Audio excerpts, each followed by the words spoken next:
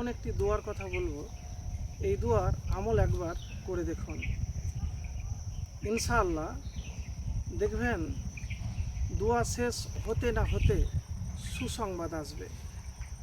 তো আমি যে দোয়ার কথা বলবো খুবই ছোট্ট দোয়া।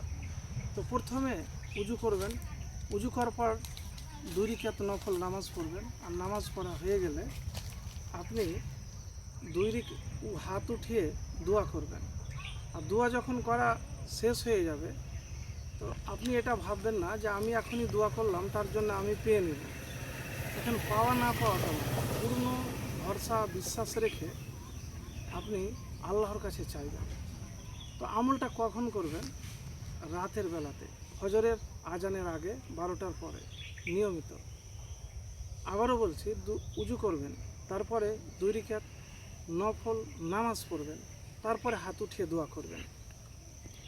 এবার কোন দোয়া পাঠ করবেন, দোয়াটা করবেন কিভাবে? তো প্রথমে আপনি যখন মোনাজাত করবেন তখন সূরা ফাতিহা পড়বেন, দুরুদ ইব্রাহিম পড়বেন, ইয়া হাইয়ু ইয়া কাইয়্যুমু পড়বেন 3 বার, ইয়া হাইয়ু ইয়া কাইয়্যুমু বিরহমাতিকা আস্তাগিসু 3 বার পড়া হলো। তারপরে লা ইলাহা ইল্লা আনতা সুবহানাকা ইন্নী কুনতু মিনাজ জালিমিন। এবং এমনভাবে আপনি দোয়া করবেন যেরকম আমরা বিশ্বাস করি যে সন্ধ্যা যখন হয়ে যায় রাত আসে, তো রাতের পর তো সকাল আসে, এটা আমাদের বিশ্বাস।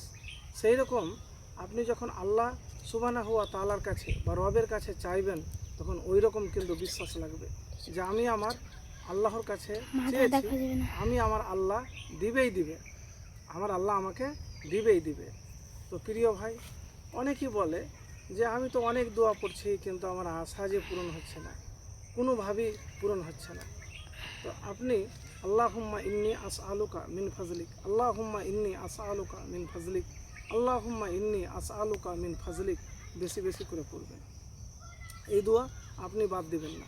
আর দুরূদ শরীফ পড়বেন, আল্লাহুম্মা সাল্লি আলা মুহাম্মাদিন ওয়া আলা আলি মুহাম্মাদ কামা সাল্লাইতা আলা ইব্রাহিমা ওয়া আলা আলি ইব্রাহিমা ইন্নাকা হামিদুম মাজিদ, আল্লাহুম্মা বারিক আলা মুহাম্মাদিন ওয়া আলা আলি মুহাম্মাদ কামা বারাকতা আলা ইব্রাহিমা ওয়া আলা আলি ইব্রাহিমা ইন্নাকা হামিদুম মাজিদ। তো এই দুরূদ শরীফ আর আল্লাহুম্মা ইন্নী আসআলুকা মিন ফাজলিক এই দোয়াটি বেশি বেশি করে পড়বেন। একবার এইভাবে আমল করে দেখুন, ইনশাআল্লাহ ফলাফল পাবে। আর আপনার মনের কিন্তু নেক আশা থাকতে হবে, অযৌক্তিক আশা করলে হবে না। মানে ধরেন আপনি এখন ধরেন গরিব, এখন বলছেন যে আমি বড় কোটিপতি হব, কিন্তু এটা তো অসম্ভব। তো নিয়ত শুদ্ধ উদ্দেশ্য আপনাকে রাখতে হবে। একবারে আমল করে দেখুন, ইনশাআল্লাহ ফলাফল পাবে।